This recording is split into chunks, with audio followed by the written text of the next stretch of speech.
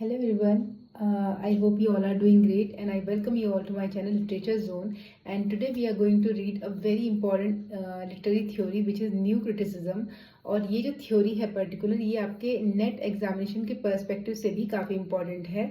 और जब आप इसका बीए एमए का सिलेबस पढ़ते हैं तब भी ये लिटरेरी थ्योरी आपके काम आती ही है, मतलब वो टॉपिक में रहती ही है हमेशा, क्योंकि literary theories are very important and that's why I picked it up. Okay, so let's read new criticism. New criticism एक लिटरेरी थ्योरी है जो मिड 20th सेंचुरी में बहुत फेमस हुई थी। Okay, now what is the meaning of new criticism? It was a formalist movement.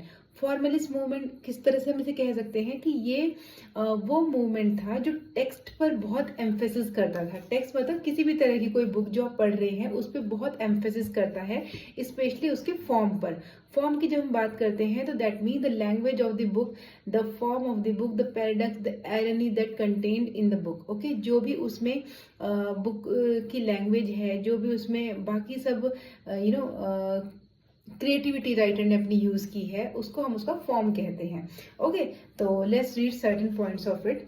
Okay, ये देखिए आप। Okay, it was a formalist movement. तो जो फॉर्मलिस्ट टर्म है ये न्यू क्रिटिसिज्म का ही एक भाग है। Okay, gave attention towards close reading, particularly of poetry, to discover how a work of literature functions as a self-contained, self-referential aesthetic object। ये कहते हैं कि सपोज जब कोई भी वर्क पढ़ते हो ना, आपको उसकी क्लोज रीडिंग करनी चाहिए। That means to the point आप उसे पढ़िए, इन बिटवीन द लाइन्स पढ़िए उसको बिल्कुल, और उसको बहुत ही क्लोजली रीड करना है आपको उसका मीनिंग फाइंड आउट करने के लिए। स्पेशली सबसे शुरू में इन्होंने ये बात कही पोइट्री के बारे में, कविताओं के बारे में। Name of the movement derived from John Crew Renzum's 1941 book The New Criticism।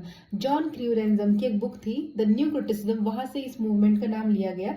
Critics focus on the intensive element of text such as language, structure, metaphors and ironies create unified meaning.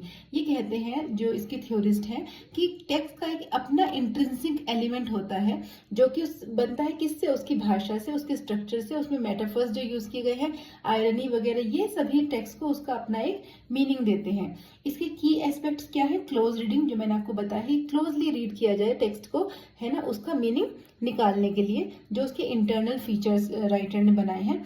Formalism view literature as a formal self sufficient entity focusing on artistic process rather its origin. कि इसका जो artistic process है कि writer ने उसमें क्या क्या language, किस तरह के मेटाफर यूज किए हैं।